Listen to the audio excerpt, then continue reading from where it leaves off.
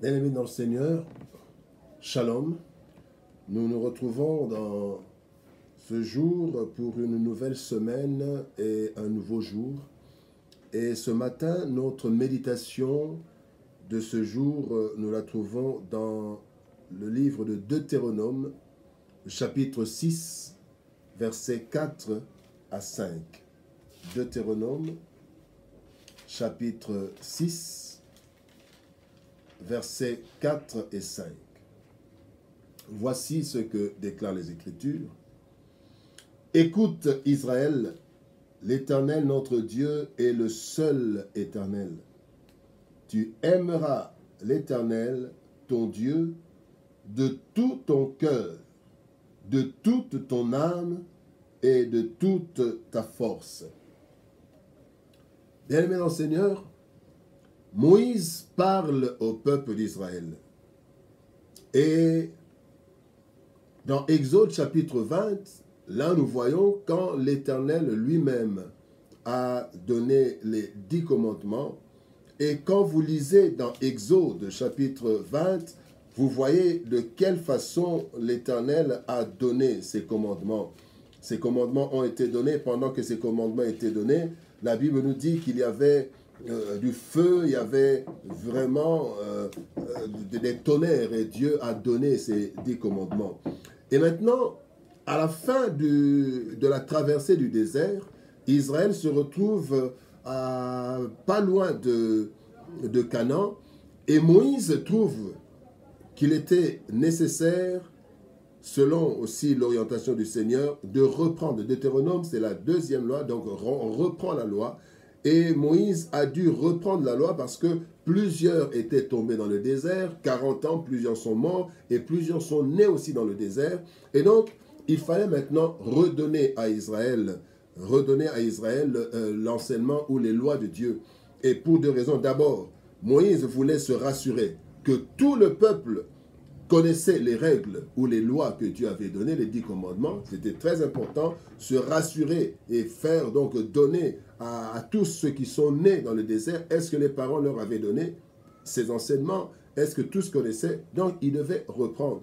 Et aussi, Moïse devait redonner la loi. Pourquoi? Parce que Dieu dit, dans le verset 1er, comme nous lisons dans le verset 1er du chapitre 6, il est dit, « Voici les commandements, les lois et les ordonnances que l'Éternel, votre Dieu, a commandé de vous enseigner, afin que vous les mettiez en pratique dans le pays dont vous allez prendre possession. » Donc, les lois, ce n'était pas d'abord pour le désert, c'était plus pour Canaan. Quand ils allaient être à Canaan, en contact avec les autres, c'est là qu'ils allaient vivre les lois du Seigneur. Et c'est un peu comme nous.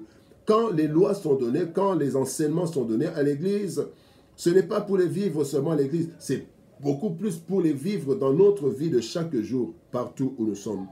Et là, quand Moïse donne ces lois dans Deutéronome, il y a un aspect qui est ajouté, un aspect très important, c'est l'amour. Moïse dit, de la part du Seigneur, « Écoute Israël, l'Éternel notre Dieu est le seul Éternel. Tu aimeras. Tu aimeras l'Éternel, ton Dieu, de tout ton cœur, de toute ton âme et de toute ta force. » C'est comme ça que notre méditation de ce matin a pour thème « Aimer totalement Dieu ». Oui, Dieu veut que nous puissions l'aimer. Vous savez, l'amour, c'est ce sentiment d'affection et d'attachement. Et quand nous lisons cela, nous considérons deux choses. La première chose par rapport à l'amour, c'est que les commandements ne devraient pas être exécutés par peur ou par contrainte, par peur, comme dans Exode 20, il y avait du feu. Non, ici, Moïse est en train de dire que ces commandements devront être exécutés, devront être respectés par amour pour Dieu. Et ce que nous faisons par amour, nous le faisons plus facilement. L'amour est un stimulant qui nous fait faire beaucoup de choses. Et l'obéissance par amour, c'est ce que Dieu veut. Il ne veut pas que nous puissions lui obéir. Il ne veut pas que nous puissions être dans la sanctification par peur d'aller en enfer, mais par amour. Et la deuxième chose, c'est que non seulement Dieu veut que nous appliquions les lois par amour, mais aussi que ça soit un amour total. L'homme est esprit, il a une âme et se trouve dans un corps. Nous avons trois parties, l'esprit, l'âme et le corps. Et ici, Dieu demande aussi que tout l'être, tout l'homme puisse l'aimer.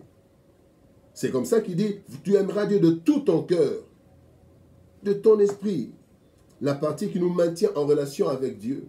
Tu aimeras Dieu de toute ton âme, de ton intelligence, tes réflexions, tes pensées doivent aimer Dieu. Et tu aimeras Dieu de toute ta force, le corps. Tout ce que nous avons comme matériel, notre corps, nous devons aimer Dieu. Aimer Dieu, aimer Dieu. Et Dieu veut un amour total parce qu'il est le seul éternel. Et pourquoi? Qu'est-ce qui justifie cet amour? Nous voyons dans Jean chapitre 4, verset 19. Jean dit, pour nous, nous l'aimons parce qu'il nous a aimé le premier. Dieu nous a aimé le premier. Et nous voulons juste voir 4 éléments. Il y en a plusieurs, mais nous voulons prendre 4 grands éléments. D'abord, la création. Dieu dit, créons l'homme à notre image, à notre ressemblance. Quel amour! Qui veut que quelqu'un lui ressemble? C'est quelqu'un qui aime cette personne. Et Dieu nous a créés par amour. Nous n'avons rien apporté. Dieu n'est pas devenu plus Dieu quand il a créé l'homme, non.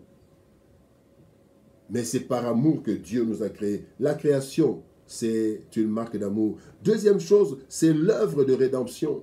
Jean chapitre 3, verset 16, la Bible dit, Dieu a tellement aimé le monde. Il a tellement aimé le monde. Avant que moi et toi nous l'aimions, Dieu nous a aimés. Il a tellement aimé le monde, pas les arbres. Il a aimé le monde, donc l'humanité, qu'il a envoyé son Fils unique afin que quiconque croit en lui ne périsse point, mais qu'il ait la vie éternelle. La troisième marque d'amour, le troisième signe d'amour, c'est la vie de chaque jour. Le psaume 34, verset 8 dit, l'ange de l'Éternel campe autour de ceux qui le craignent afin de les arracher du danger. Bien-aimés, et dans une autre version, je crois que ça doit être la version en français courant, la Bible dit, l'Éternel, l'ange de l'Éternel monte la garde. Monter la garde. Pas pour nous surveiller. Pas pour nous surveiller, mais pour nous protéger. Parce qu'il monte la garde pour nous arracher du danger. Donc, c'est l'amour. Et c'est chaque jour, nous dormons, l'ange de l'Éternel campe autour de ceux qui le craignent. Nous marchons partout où nous sommes, au travail, à la maison. L'ange de l'Éternel campe, il monte la garde, notre sécurité journalière. Et la quatrième marque, le quatrième signe d'amour qui nous permet d'aimer Dieu en retour, c'est le projet final de Dieu, le paradis. Jésus-Christ, notre Seigneur, dit dans Jean chapitre 14, versets 2 et 3, « Il y a plusieurs demeures dans la maison de mon Père. Si cela n'était pas, je ne vous aurais dit. Je vais vous préparer une place. Et lorsque je m'en serai allé et que je vous aurai préparé une place, je reviendrai. Je vous prendrai avec moi afin que là où je suis, vous aussi vous y soyez. » Nous voyons parfois les responsables, quand il y a des catastrophes, des personnes venir, des autorités venir descendre à la base pour voir, mais après ils partent, ils nous laissent quelque chose, mais jamais une autorité a pris tout le monde pour être au palais royal, au palais présidentiel, non. Mais Jésus, le roi des rois, lui, il nous prépare des places, pas ailleurs, mais dans son palais, parce qu'il dit, là où je serai, que vous aussi, là où je suis, que vous aussi vous y soyez. Quel amour!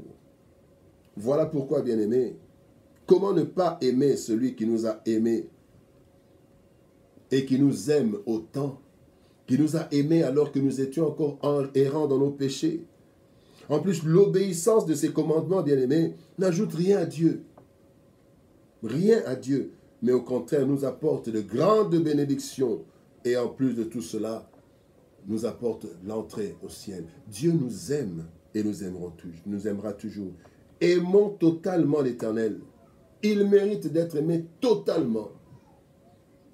Parce qu'il ne gagne rien en nous aimant. Il ne gagne rien en nous créant. Il est Dieu, il le sera toujours.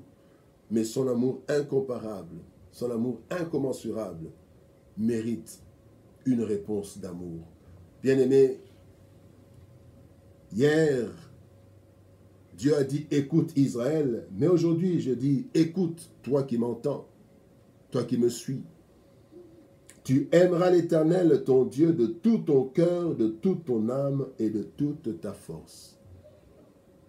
Que Dieu nous aide à l'aimer de plus en plus, de tout notre être, parce qu'il le mérite. Nous sommes arrivés à la fin de notre méditation. Par la grâce de Dieu, nous nous retrouvons demain, mardi 28 avril, pour la méditation du jour. Que Dieu vous bénisse. Shalom. Au revoir.